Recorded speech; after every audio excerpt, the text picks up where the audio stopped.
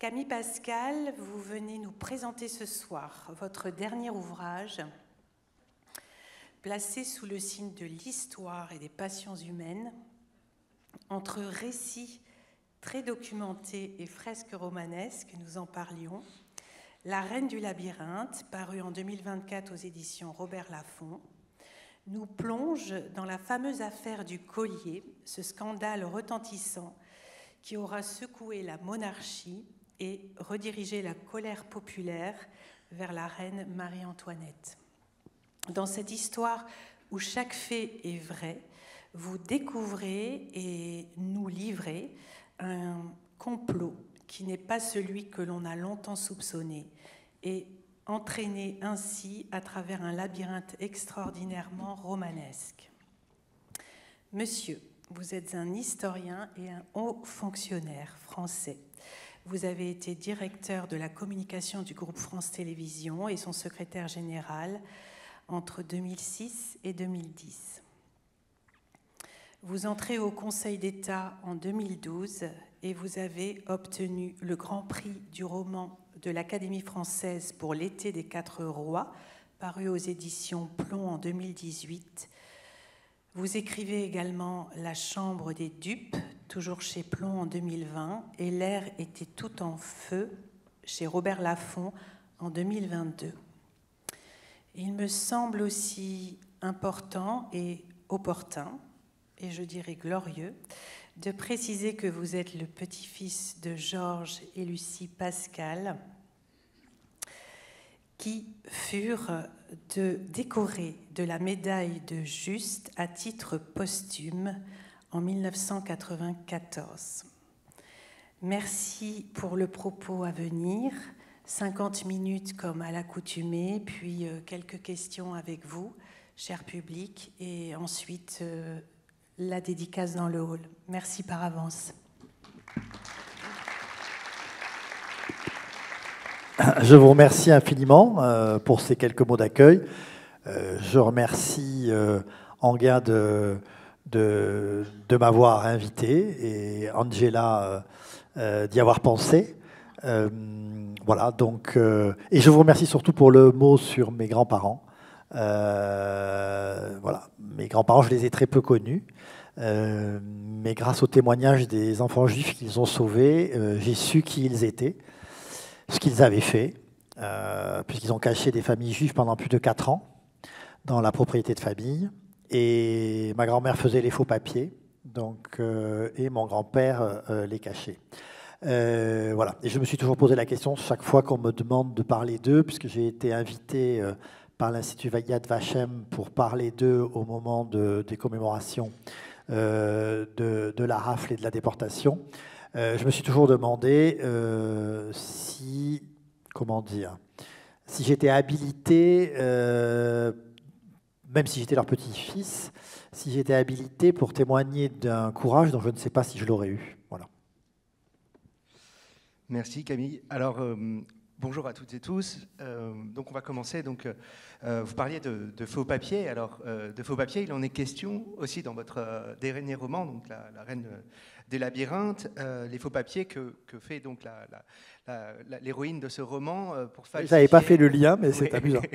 Alors, on va y venir. Alors, pour commencer, qui est Jeanne de la Motte-Valois? Quelle est sa filiation? A-t-elle été reconnue? Voilà. Alors, Jeanne de la Motte-Valois est un personnage absolument fascinant. C'est ce qu'on appelait une aventurière au XVIIIe et au XIXe siècle. C'est-à-dire une femme qui cherche l'aventure, et notamment les aventures masculines. Alors, Jeanne de la Motte ment tout le temps, sur tout et à tout le monde, sauf sur une chose, c'est sa généalogie. Et contrairement à ce qu'ont pu écrire un certain nombre d'historiens, d'auteurs, Jeanne de la Motte est authentiquement la descendante d'un bâtard du roi Henri II de Valois. Donc, c'est-à-dire qu'elle se rattache à la généalogie de ces rois de France avant les Bourbons, hein, que sont les Valois. C'est extrêmement important parce que ça va justifier pour elle tous ses actes, y compris les plus malhonnêtes, les plus pervers et les plus grandes manipulations. Pourquoi ? Parce qu'elle considère qu'elle n'a pas, dans la société de son temps, donc à la fin du XVIIIe siècle et sous le règne de Louis XVI, qu'elle n'a pas la position sociale et la fortune que sa naissance devrait lui avoir obtenue. Sa famille était tombée vraiment en décadence, en déchéance. Elle raconte qu'elle a fait la mendicité enfant, mais comme elle est complètement mythomane, on ne sait pas très bien. Ce qui est certain, c'est qu'elle a été contrainte de se prostituer pour gagner sa vie.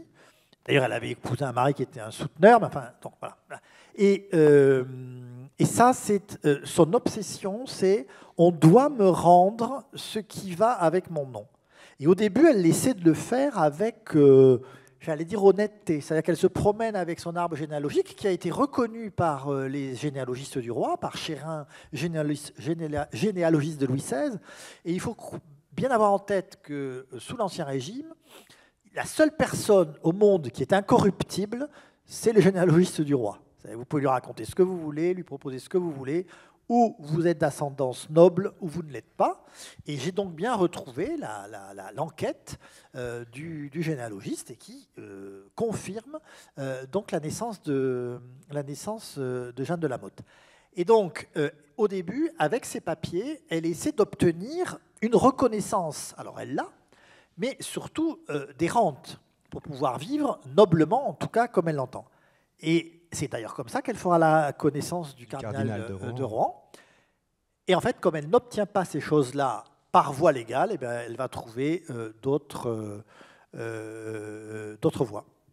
Alors là, c'est une sorte, elle, de Rocancourt, de Christophe Rocancourt de l'époque, de sublime arnaqueuse. Alors, on va parler aussi du cardinal de Rohan, qui est une sorte, c'est vraiment le dindon de la farce, lui, dans cette histoire.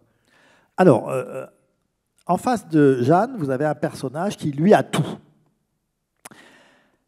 Le cardinal de Rohan, il appartient à une des plus anciennes familles aristocratiques de France. Il est à la tête du plus riche archevêché de France, qui est l'archevêché de Strasbourg. Il est cardinal romain, donc il ne peut pas avoir titre plus glorieux dans l'Église catholique. Et il a réussi, malgré l'inimitié de Marie-Antoinette, à se faire nommer par droit héréditaire, grand aumônier de la couronne de France. Donc, il n'y a pas plus haut personnage ecclésiastique en France que le cardinal de Rohan. Il n'y a pas mieux né, il n'y a pas plus riche. Simplement, cet homme a un problème qui peut arriver, c'est qu'il a été très proche de la cour, très proche de Louis XV et très très proche de la comtesse du Barry. Or, pour faire rire la comtesse du Barry, pour faire rire le petit salon de la comtesse de Barry, il s'est moqué, alors il a fait deux choses, il s'est moqué de Marie-Thérèse d'Autriche, auprès de laquelle il était ambassadeur de France, donc de la mère de Marie-Antoinette, et il semblerait qu'il ait eu des mots un peu vachards sur l'intelligence et même la fidélité de Marie-Antoinette. Ces deux choses, Marie-Antoinette ne les lui pardonnera jamais. Et lorsqu'elle devient reine de France à la mort de Louis XV et que son mari devient roi, elle décide de ne plus jamais adresser la parole au cardinal de Rohan. Et son mari, le roi Louis XVI, fait de même. Et pour un homme de cour et de pouvoir, tomber en disgrâce, il n'y a rien de pire. Cet homme qui a tout pour peut-être occuper les plus grandes fonctions politiques, il se voit même Premier ministre, hein, comme un Richelieu, comme un Mazarin, comme un cardinal de Fleury, eh bien, il est en disgrâce, et à la cour, être en disgrâce, c'est être mort socialement, même si vous avez des charges importantes. Et ça, Jeanne de La Motte, qui commence par être sa maîtresse, comprend très vite le drame de cet homme. Et c'est là où vous avez toute la force des arnaqueurs et des arnaqueuses, c'est cette conscience psychologique des faiblesses de l'autre. En fait, le cardinal de Rohan, il est en manque. Il est en manque de la lumière du pouvoir, il est en manque de la faveur. Et vous savez, une personnalité en manque, vous pouvez lui faire n'importe quoi. Hein, quelqu'un qui a perdu un être très cher, un enfant, hein, ben si vous expliquez qu'en faisant tourner les tables, vous allez lui parler, il va peut-être vous croire, et on a vu des histoires terribles de ce point de vue-là. Un homme qui perd la faveur, on l'a vu avec Gros-Souvre, sous Mitterrand, on l'a vu avec Bérégovoy, ils peuvent être poussés aux pires extrémités. Donc, il est le dindon de la farce, parce que, je vais prendre un terme qui est à la mode aujourd'hui en psychologie, il est sous emprise. Quand il se réveillera, il sera moins idiot. Il y a le déni également, et on y viendra. Alors, elle arrive donc à lui faire croire qu'elle le défend auprès de la reine pour qu'il reprenne le pouvoir après les cardinaux de Richelieu, de Mazarin et de Fleury. Donc, qu'est-ce qu'il en est en vrai, et elle arrive quand même à la voir pour de vrai, la reine, mais pour ses ambitions personnelles. Ah non, mais rien n'est vrai, tout est faux. Elle est extraordinaire pour ça, c'est que elle invente, en fait, comme tous les grands mythomanes, et surtout comme tous les grands escrocs, elle prend un morceau de vérité et elle va en faire, j'allais dire, tout un roman. Au début, quand elle essaie d'obtenir des rentes au regard de sa naissance, elle a essayé de voir la comtesse de Provence, c'est-à-dire une des belles-sœurs de Marie-Antoinette. Et là, elle fait une chose extraordinaire. Donc, elle arrive, alors elle a couché plus ou moins avec un des huissiers, enfin, bon, après, elle arrive à rentrer dans les appartements de la comtesse de Provence. Elle arrive à passer les antichambres. Vous savez qu'à la cour, selon votre naissance, selon votre rang, selon votre grade, ben, vous attendez dans la première, dans la seconde ou dans la dernière antichambre avant d'entrer dans la chambre et d'être reçu par la princesse en question. Et là, donc, elle est très proche du but. Elle a avec elle tous ses parchemins. Et le garçon, qui est un valet de la comtesse de Provence, qui a réussi à l'introduire jusque-là, n'arrive pas à faire fléchir l'huissier. Parce que devant chaque porte des appartements princiers ou royaux, vous aviez ce qu'on appelait un huissier de la chambre, et qui était chargé, comme un videur aujourd'hui, si vous voulez, qui était chargé de faire le tri entre ceux qui pouvaient entrer et ceux qui ne pouvaient pas entrer. Et donc, malgré sa connaissance, leur connaissance commune, ce valet n'arrive pas à faire ouvrir la porte de la chambre de la comtesse de Provence pour que Jeanne de La Motte puisse raconter ses malheurs. Qu'est-ce qu'elle fait? Elle fait semblant et elle tombe dans les pommes. Alors là, émoi, évidemment, dans l'antichambre.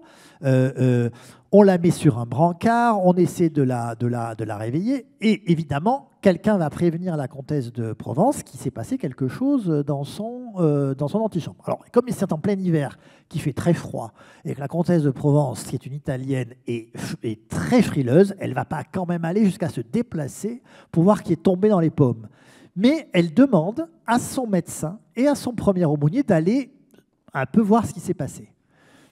Entre-temps, Jeanne s'est fait reconduire dans son hôtel, que j'ai d'ailleurs identifié, qui est à Versailles, juste à côté de chez moi.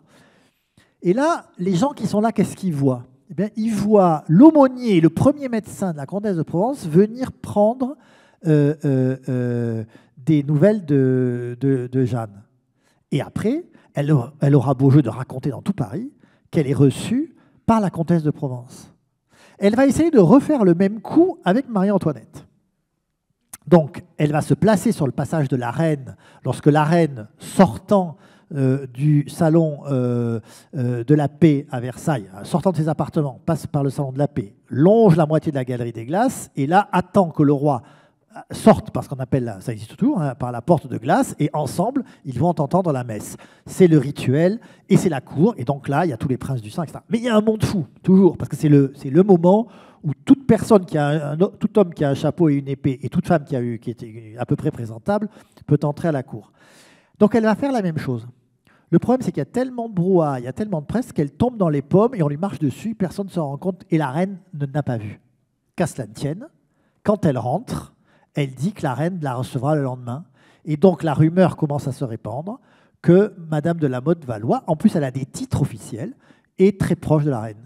Et elle va utiliser ce mensonge. Elle n'a jamais rencontré Marie-Antoinette. Elle n'a jamais rencontré Marie-Antoinette, mais elle va commencer à raconter cette histoire à Rohan. Et en lui disant, vous savez, je fais ça en secret parce que la reine a ses favoris qui me détestent, les Polignac, etc. Donc, mais je lui parle de vous.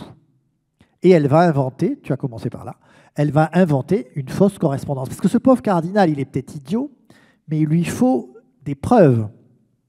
Donc on fait une fausse correspondance de Marie-Antoinette. Et qui écrit cette correspondance? C'est ça qui est extraordinaire, on est en plein XVIIIe siècle, on est dans les liaisons dangereuses. Ben, c'est l'amant de Jeanne de La Motte, parce qu'il a une très belle écriture. Alors, j'allais faire un mauvais jeu de mots, il n'a pas qu'une jolie plume, enfin, en tout cas, comment dire, les rapports de police, alors c'était un gigolo, hein, il faisait, d'ailleurs il servait les dames et les hommes, c'était assez, voilà, il était assez polyvalent, et on l'appelait le taureau des bordels de Paris. Donc ouais, ça vous donne un peu ses capacités, mais il avait aussi une très grande qualité qui était de bien écrire, et donc il imite une écriture de femme. Alors, il y a quelque chose qui est authentique, en tout cas, c'est aussi le collier, donc, puisque vous parliez de la comtesse du Barry tout à l'heure, il était destiné, ce collier, à la comtesse du Barry. Alors, à quoi il ressemble? Alors, vous parlez de... Certains on parle comme à couper le souffle, à défier l'imagination, à rendre fou, et en fait, il est plutôt une gourgandine, un collier et un vulgaire. Alors, c'est là où les choses se nouent.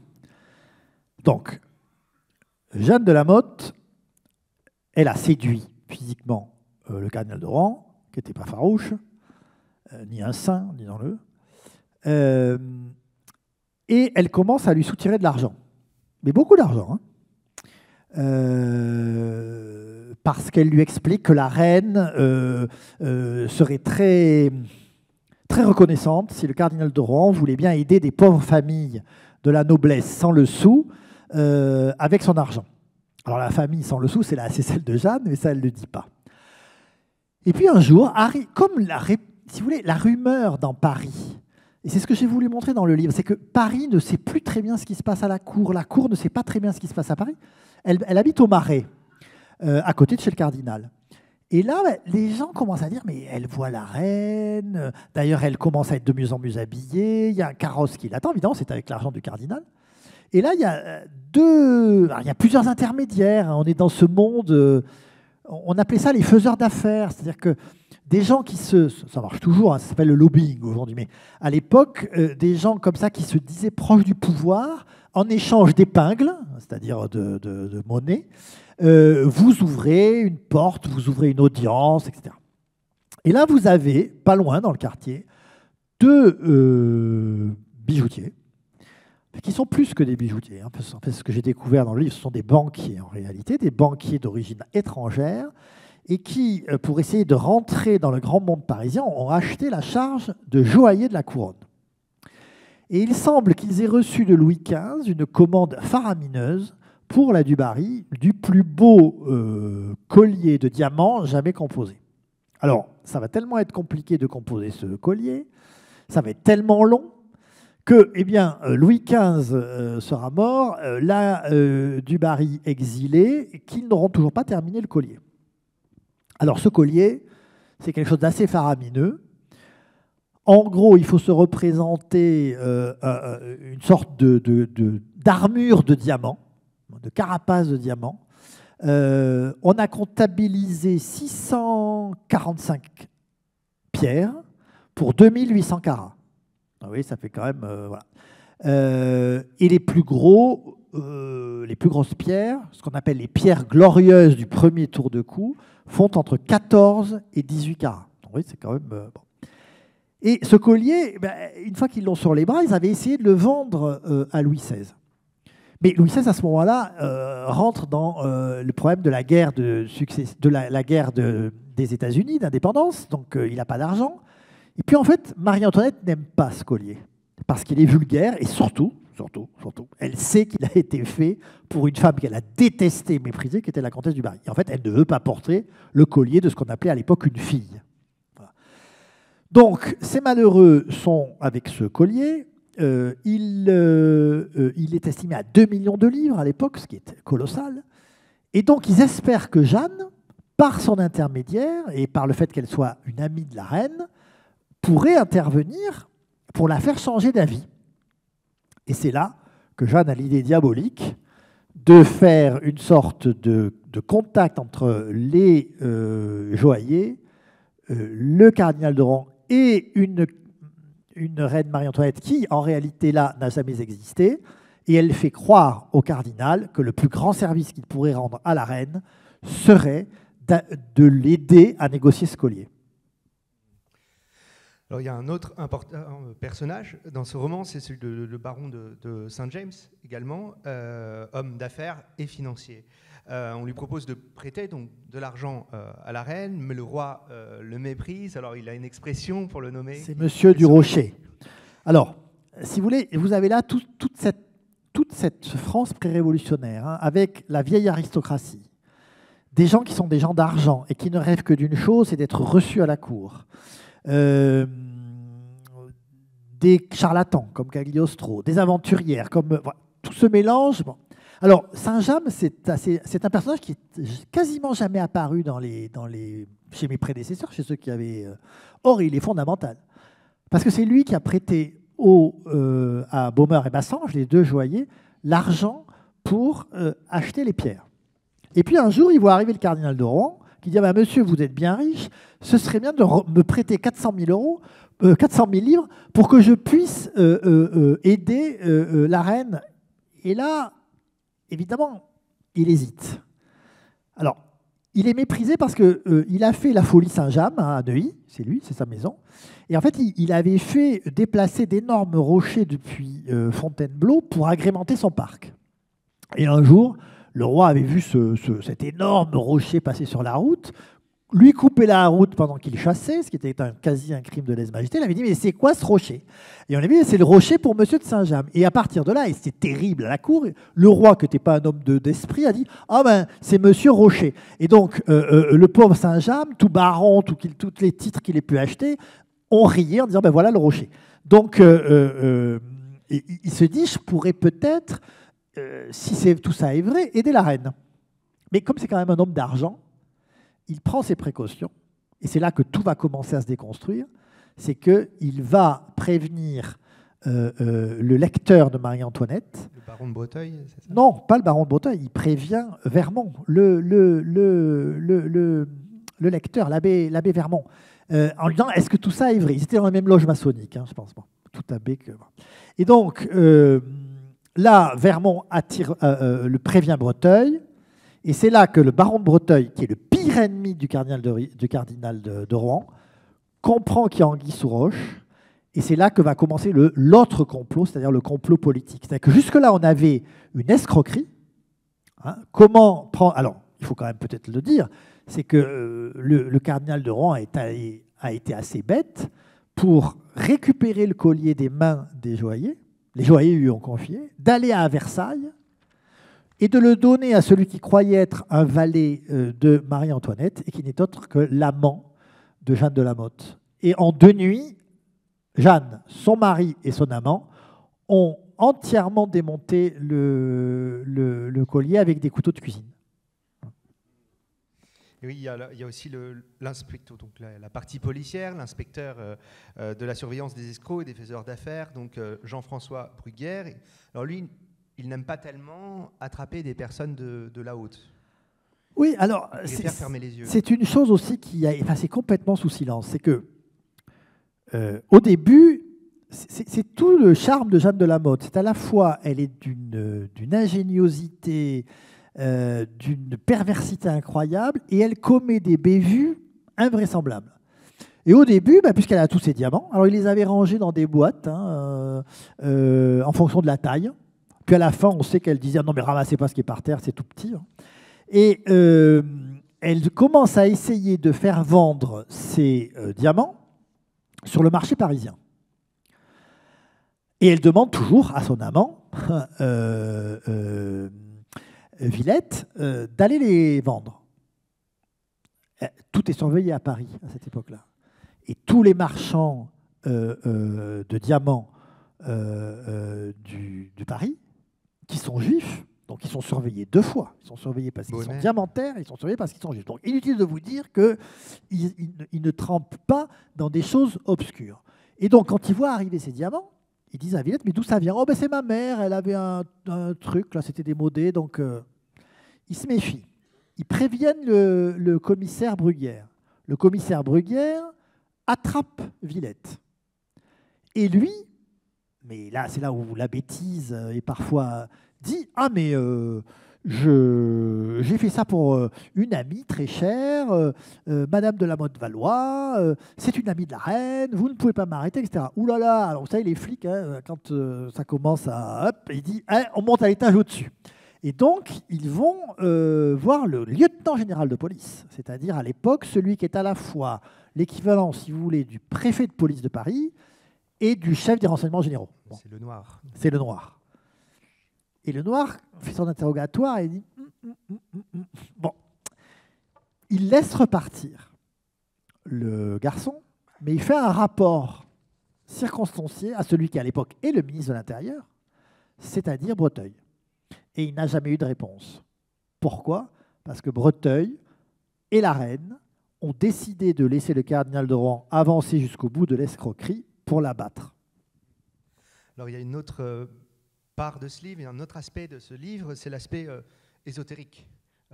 Donc ces messes noires et cette frontière finalement qu'on voit ténue entre la religion catholique et disons ces messes noires finalement. Qu'est-ce que vous avez Alors ce ne sont pas vraiment des messes noires, ce sont plutôt les messes noires, ça c'est des cérémonies bizarres. Bon. Alors, le cardinal est complètement, mais comme toute son époque, il est complètement féru d'ésotérisme. Il est franc-maçon. Et puis, il a aussi un atelier, un laboratoire à Strasbourg parce qu'il pense qu'il va pouvoir créer la pierre philosophale, ce qui réglerait ses endettements. Et il va faire que les aggraver. Et surtout, il est tombé sur un escroc de génie, qui est Cagliostro. Donc, Cagliostro, vous voyez, ça montre quand même que le cardinal de Rohan était assez prêt à croire les rêves, ses propres rêves. Bon. Et donc, au lieu de rentrer en concurrence avec Jeanne de la Motte, Cagliostro et elle vont passer une sorte d'accord. En gros, toi tu prends ça, moi je prends ça, mais on ne s'affronte pas. Sauf que il va falloir qu'à un moment donné, et ça a été très chaud pour Cagliostro, quasiment qu'il rentre dans une sorte de complicité. Parce que le cardinal a remis le collier à celle qui croit être la reine.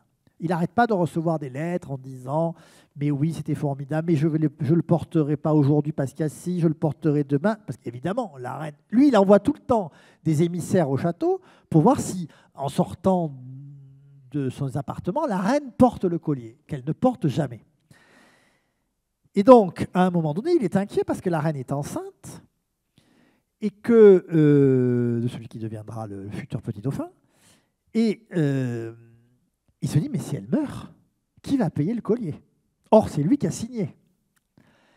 Et là, il va demander à Cagliostro de faire une séance de divination.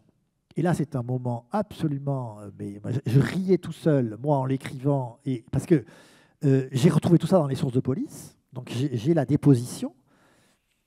Et Cagliostro va se... Alors, d'abord, il faut trouver une jeune fille qui soit pure. Donc, comme il faut faire vite, on trouve la nièce de Jeanne de Valois. Bon, la nièce de Jeanne de Valois, elle a 14-15 ans. Et Cagliostro dit, je ne suis pas sûr qu'elle soit tout à fait pure. Bon, on dit, c'est pas grave, elle l'est quand même. Alors, comme garantie, évidemment, de virginité, Jeanne de Valois est... Bon, passons. Et là, il y a une scène absolument extravagante où le cardinal rentre quasiment en transe. Enfin, la petite pleure, se demande pourquoi on veut lui faire voir des esprits dans une carafe d'eau. Enfin, tout ça est tout à fait rocambolesque, mais à la fin, le cardinal est rassuré.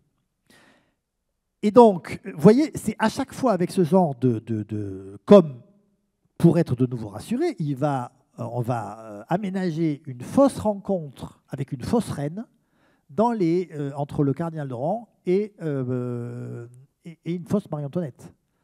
Et ça, c'est le mari de Jeanne, qui est un pivot, un pilier de bordel et de salle de jeu, qui a trouvé une fille au Palais Royal qui ressemblait un peu à Marie-Antoinette. Et donc la pauvre fille, on l'a affublée comme sur les tableaux de Vigée-Lebrun, parce que Jeanne a un sens de l'observation extraordinaire.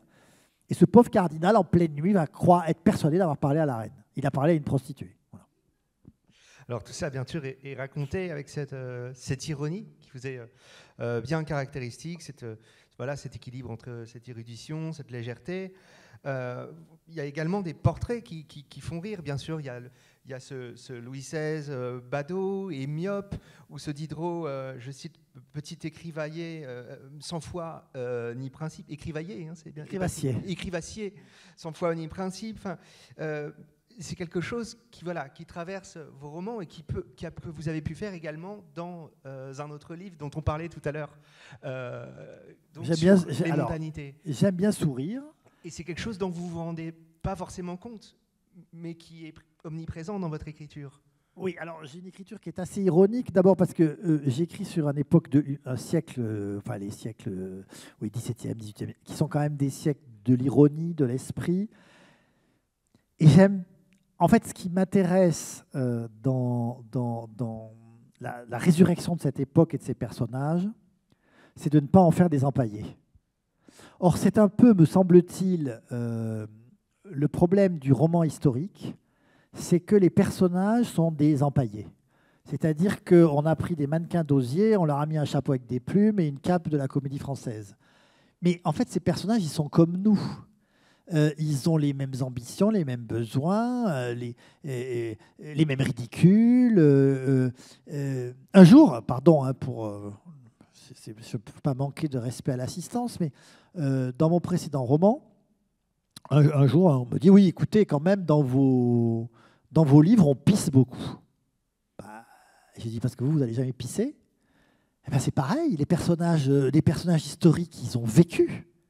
Alors, je ne raconte pas ça, les histoires les problèmes urinaires de vieux monsieur, je ne raconte pas ça à plaisir. C'est que dans le roman en question, dans l'air était tout en feu, le régent avait fermé la porte du conseil à clé, interdit à tout le monde de sortir avant que la décision qu'il voulait faire prendre ait été prise. Comme tous ces messieurs avaient 70 ou 80 ans, à un moment donné, ils ont signé pour aller pisser. Voilà. C'est Saint-Simon qui le raconte, c'est pas moi. Hein. Donc voilà, moi ce que j'essaie, et c'est vrai, je le crois, qu'il y a tellement de choses tragiques. L'histoire peut être tellement tragique que quand elle peut être tragicomique, c'est plutôt reposant. Et c'est aussi votre roman, voilà, le plus psychologique. On se demande, voilà, comment vous avez appréhendé les mécanismes d'emprise de Jeanne de La Motte-Valois sur le cardinal Laurent. Alors, est-ce qu'il y a eu des expertises qui ont pu être posées sur cette pathologie Non, là c'est l'écrivain qui est le seul Dieu et qui fait ce qu'il veut. C'est un peu ma connaissance de la nature humaine. J'ai connu ces systèmes d'emprise. J'ai connu dans la vie politique. Vous en avez. J'ai parlé, bon, parce qu'ils sont morts, mais j'en ai connu des bien vivants, auxquels vous feriez faire n'importe quoi pour voir le président de la République, pour être ministre, alors que personne n'y a jamais pensé sauf eux-mêmes. Enfin, donc, et qui sont prêts à n'importe quoi, et parfois à se mettre en danger, avec justement des aigres fins, des escrocs. Donc, c'est aussi une façon de rappeler que le pouvoir a toujours fonctionné de la même façon, quel que soit le régime. Oui, il y a aussi cet aspect de la ressemblance donc de la reine, finalement, de Marie-Antoinette et de Jeanne, qui est une comédienne née, et on voit par exemple la reine dans des répétitions de théâtre, alors elle est enceinte, alors ça ne se passe pas exactement comme prévu, et il y a voilà, cet aspect du double. Alors il y a une question aussi que je vais vous poser, qu'on vous pose souvent à mon avis, c'est voilà, vous dites tout est vrai, voilà, dans ce livre, et pourtant c'est un roman. Alors dans ce cas, qu'est-ce qui en fait un roman si tout est vrai ? Moi. Alors, c'est organiser ces mensonges. C'est-à-dire l'intervention de l'écrivain. C'est-à-dire que moi, j'ai été historien, j'ai écrit des livres d'histoire. Puis à un moment donné, je me suis libéré. C'est-à-dire que du récit plat.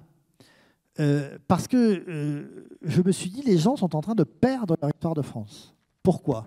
Parce qu'on leur fait des livres universitaires que personne ne lit jamais, qui font 700 pages, qui n'intéressent que les membres de l'université. On fait des émissions, j'adore Stéphane Bern, c'est un ami, etc., mais où on vous fait tout un cinéma, au fond, à la fin, vous ne comprenez même pas ce qui s'est passé au début. Et je me suis dit, quand même, ce qui a permis à la France, depuis 2 siècles, et aux Français de s'approprier leur histoire, ce sont les romans. Voilà. C'est Vigny, c'est Dumas, c'est Balzac, c'est Hugo. Et disons que les derniers, pour moi, représentants de cette école, c'est Maurice Druon et comment s'appelle-t-il, Fortune de France. Robert Merle. Voilà. Après, ça devient. Je ne devrais pas dire ça, hein, des gens qui écrivent et qui sont vivants, mais enfin, après, c'est idiot. C'est-à-dire que c'est vraiment idiot. C'est-à-dire qu'on vous colle sur des personnages du XVIe ou du XVIIe siècle, voire de l'Antiquité, des phrases qui sont les nôtres, plus exactement celles des auteurs, des pensées et des visions de la société auxquelles ils n'ont jamais pensé. C'est-à-dire que toute femme devient féministe, tout homme devient progressiste, enfin quand ce sont des héros, sinon ils sont très méchants, c'est des nazis. Mais donc tout ça est grotesque, et je me suis dit, je vais essayer d'utiliser en quelque sorte mes méthodes d'historien pour nourrir du roman. Parce que ce que j'aime, c'est prendre cette réalité, et je n'invente rien. Il n'y a pas un dialogue qui soit inventé. Tous les dialogues, je vais les picorer dans les mémoires, dans les archives judiciaires, etc. Je vérifie tout, les dates, les lieux, la température qu'il faisait. Je vais lorsqu'ils existent, dans les lieux que je décris. C'est pour ça que j'ai décrit avec un soin jaloux Versailles, notamment la scène que je racontais tout à l'heure, l'appartement de la comtesse de Provence. Il est décrit tel qu'il est en 1782, pas en 84 ou en 74, il est décrit tel quel. Et c'est grâce à ça, grâce à ce que Barthes appelait l'effet de réel, que je crée avec vous, avec le lecteur, un contrat de confiance. C'est-à-dire que le lecteur n'a pas à aller voir en note de bas de page, etc., si c'est vrai ou pas. La bibliographie qui est à la fin le prouve, et moi, c'est l'engagement presque moral que je prends. Alors ensuite, je m'autorise la mise en scène. Ensuite, je m'autorise le discours indirect libre, c'est-à-dire ce qui est dans la tête des personnages. Et c'est là que je fais œuvre de romancier. Mais même ce discours indirect libre de ce que les personnages peuvent penser et que je fais penser, je le tire de ma connaissance historique. Marguerite Yourcenar a très bien décrit ça. Elle dit, mais au fond, les personnages des romans historiques ne doivent pas être des acteurs. Voilà. Ben moi, ce ne sont pas des acteurs, ce sont des personnages que j'essaie de papier, mais que j'essaie de faire de chair et de sang. Alors, on va parler maintenant d'un autre roman où il est question de dupes. Il est question aussi de courtisanes qui ont pu faire changer un petit peu le cours de l'histoire, alors qui s'appelle donc la Chambre des dupes. Alors, on y plonge dans la cour de Louis XV à travers l'ascension fulgurante donc de Marie-Anne de Mélinel, c'est bien comme ça qu'on l'appelle, favorite, donc ambitieuse du roi, donc avec des manipulations, des rivalités, des cabales qui s'enchaînent. Et alors, pour commencer, est-ce que alors dans La Chambre des dupes, tout est vrai aussi ? Tout, mais dans tous mes livres, hein, dans tous mes romans, tout est vrai. Celui-ci m'a demandé un travail. La Reine du Labyrinthe, c'est l'histoire d'un hold-up. Avec évidemment des emboîtements politiques. Puisque à la fin, quand même, tout ça s'est fini par un procès public et que la reine y a perdu le peu de crédibilité qui lui restait. Dans La Chambre des dupes, si vous voulez, dans La Reine du Labyrinthe, si j'ose dire, le personnage principal, c'est celui qui va être très vite dépecé, c'est le collier. Dans La Chambre des dupes, le personnage principal, c'est la cour. J'ai voulu faire un roman de la cour. Qu'est-ce que la cour au XVIIIe siècle ? Qu'est-ce qu'on y fait ? Comment on y pense ? Comment on s'y bat ? Comment, au fond, on arrive à régler des problèmes politiques dans ce qu'on croit être un pouvoir totalement absolutiste ? Ce qui est faux. Aujourd'hui, nous avons des partis. Mais au XVIIIe siècle, ça ne veut pas dire que tout le monde pensait la même chose. Ce n'est pas vrai. Mais simplement, ça ne s'exprimait pas de la même façon. Il y avait ce qu'on appelait autour du roi des cabales, c'est-à-dire des réunions de gens importants qui, poussaient dans un sens pendant que d'autres poussaient dans l'autre. Alors évidemment, derrière tout ça, il y avait une volonté très noble de politique, et puis derrière, il y avait des intérêts beaucoup moins nobles, financiers, d'honneur, etc. Et c'est ce que j'ai essayé de montrer avec l'ascension de la duchesse de Châteauroux, qui sera la dernière maîtresse aristocratique de Louis XV, peut-être un de ses plus grands amours, qui a eu comme ça un passage fulgurant avant d'être effacé par l'image de Madame de Pompadour. Et sur quelques années, j'ai essayé de montrer comment fonctionnait la cour, mais de façon romanesque. C'est-à-dire ses personnages, ses intrigues, ses coups bas, ses mots d'esprit qui vous tuent plus sûrement qu'un coup de pistolet. Et toute cette étiquette et comment elle est au fond instrumentalisée autant par le roi que par la noblesse. Et là, autour d'un événement qui a été complètement oublié aujourd'hui, c'est que en 1744, le roi pour la première fois part à la guerre. Et pourquoi? Parce que jusque-là, vous avez une sorte de partis qui s'affrontaient à la cour. Autour du cardinal de Fleury, Premier ministre, les pacifistes, qui avaient dit, bon, Louis XIV, la guerre sans fin, c'est plus possible. La paix, la paix, la paix. Et c'est le beau XVIIIe siècle, et on le doit au cardinal de Fleury, c'est qu'il n'y a pas eu de guerre de 1713 à 1744. Dans un pays où il y avait eu une guerre quasiment permanente de 1610 à 1713, c'est énorme. Et ça explique d'ailleurs la richesse de la France et la démographie, etc. Bon. Mais la noblesse s'ennuie, puisqu'il n'y a pas de guerre. Et donc vous avez un parti dit belliciste, qui veut la guerre. Et celle qui va prendre la tête de ce parti, c'est la duchesse de Châteauroux, qui va vraiment tout faire pour rentrer dans le lit du roi, et le conduire à la guerre en lui disant « secouez-vous un peu, parce que sinon vous ne serez jamais à la hauteur de votre arrière-grand-père, de votre grand-père ». Voilà, donc ça c'était le tableau, et je voulais montrer comment tout ça tournait autour de la personne du roi qui ne dit jamais rien. Même pour faire la cour aux femmes, à un moment donné, le duc de Richelieu dira « écoutez, on peut, à un moment donné, c'est bien gentil, vos généraux peuvent prendre des villes pour vous, mais les femmes, c'est à vous de le faire tout seul. » Ah bon, dit le roi. Bon, donc le Richelieu lui faisait le plan d'attaque. Comme la duchesse était sa nièce, tout ça était très bien construit. Et donc, un jour, pendant la guerre, justement, le roi tombe malade, au point d'être au bord de mourir. Alors non pas de la maladie qu'il a eue, on pense que c'était entre l'insolation et peut-être l'empoisonnement ou l'intoxication alimentaire, mais vu le traitement des médecins, il y avait de quoi le tuer si ça n'avait pas été... La maladie à Metz, c'est ça? La maladie à Metz. On le saigne 14 fois par jour. Enfin, bon, je ne vous passe ces détails. Dans une pièce entièrement fermée, parce qu'on avait peur des miasmes, sauf que c'est les miasmes, ils étaient là, dans une odeur pestilentielle. Enfin, bon, c'était un cauchemar. Et comme il avait fait venir ses maîtresses, parce qu'il couchait avec les deux sœurs, enfin, ça c'est un détail, mais après il couchait avec deux sœurs alternativement, et eh bien, son aumônier, et encore la pouvoir de l'Église, lui dit « Ah non, là, sire, maintenant, vous mettez tout ça dehors, et surtout, vous devez faire amende honorable, c'est-à-dire que vous devez vous excuser publiquement devant vos sujets de la vie dissolue que vous avez menée. » Et voilà, moi j'ai voulu montrer comment, à un moment donné, autour de la chambre du roi, eh bien, vous avez un vrai combat entre les favoris, les domestiques, les maîtresses, les princes du sang et l'Église, pour savoir qui va ramasser le pouvoir.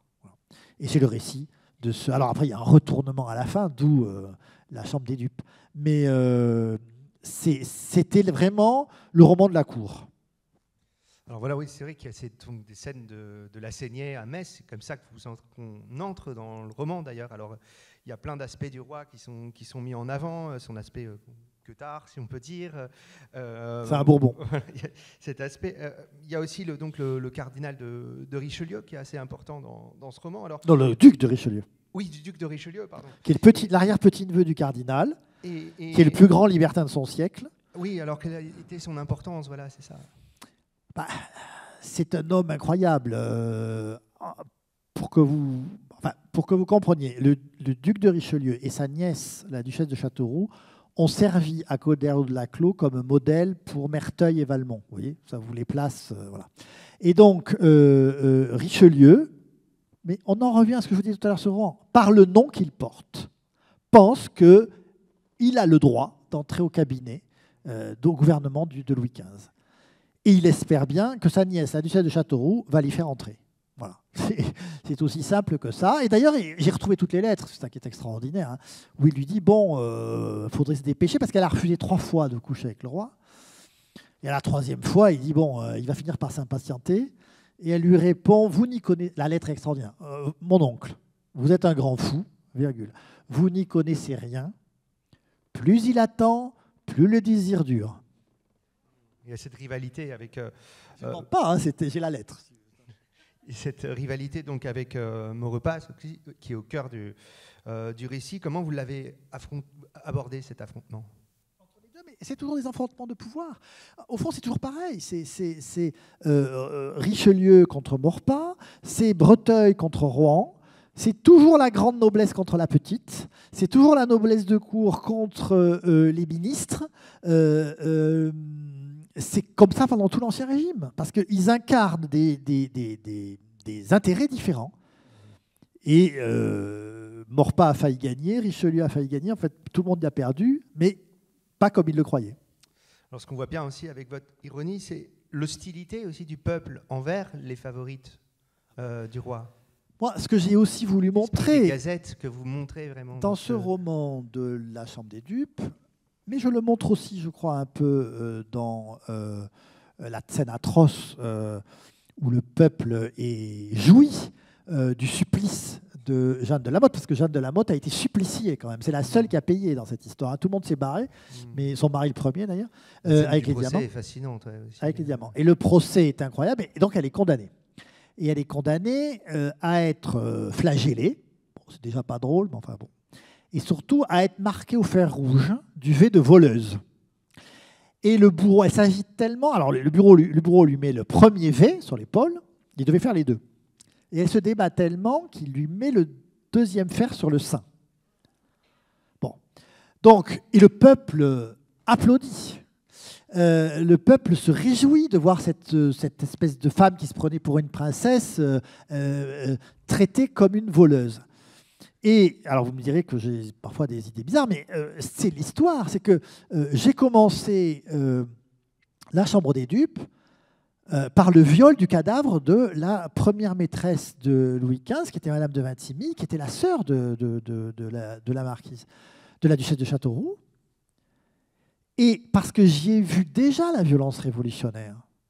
C'est qu'en 1740, le peuple de Versailles va se jeter sur ce cadavre. C'est bien qu'il y a... Et quand les deux sœurs qui restent, Lauragais et Châteauroux, sont renvoyées, heureusement, le roi a quand même demandé qu'elles soient escortées, parce qu'à un moment donné, elles sont arrêtées ça m'a fait penser à la fuite à Varennes. Elles sont arrêtées dans un relais de poste, et on dit, ah ben les voilà, les deux salopes, on va les faire sortir comme des renards de leur terrier, et commence à mettre de la paille sous le carrosse pour y mettre le feu. Donc cette violence populaire, cette violence pré-révolutionnaire, j'ai voulu la décrire. Parce que ce n'est pas arrivé comme ça, hein, les massacres de septembre. Hein. Alors vous parliez donc de la cour qui est un personnage à part entière, c'est Versailles donc qui est vraiment un personnage à part entière. Alors comment vous avez retranscrit cette atmosphère, à part le fait que vous viviez à Versailles? Oh ben ça, je ne vis pas dans le château. Non. Bon, vous savez, moi je suis imprégné depuis l'enfance des récits des mémorialistes. Et puis par ailleurs, on est dans un pays formidable.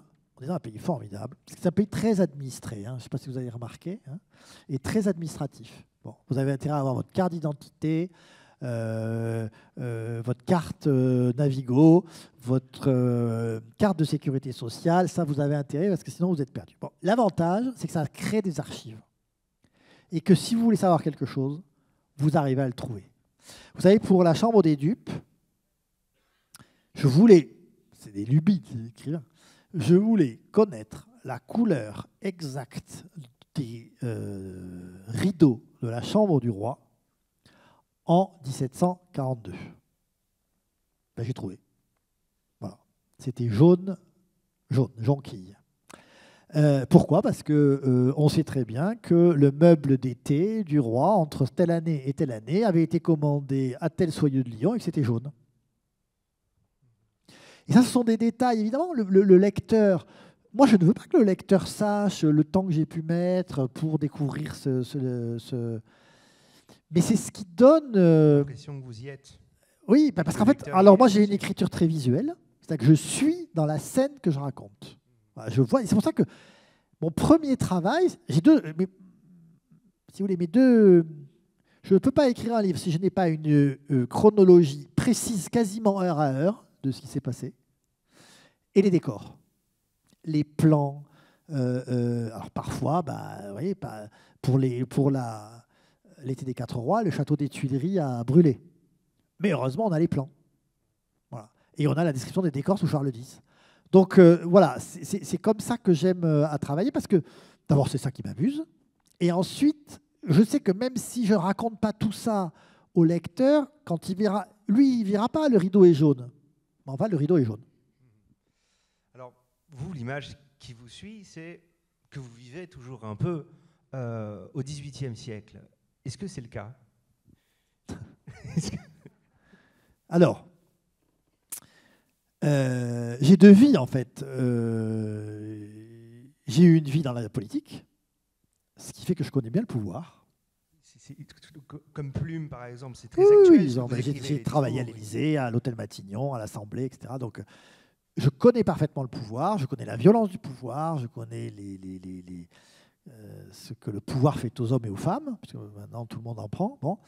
Et donc, mais à côté de ça, c'est vrai que j'ai pour le XVIIIe siècle en particulier une affection qui est très ancienne, que j'aime les objets, les meubles de cette époque-là, que j'en connais donc le vocabulaire, et que moi j'aime lire la Gazette de France de 1750 comme je lis Le Monde, enfin comme je ne lis pas Le Monde en fait. Voilà. Au moins j'aime bien les nouvelles d'il y a 300 ans en fait.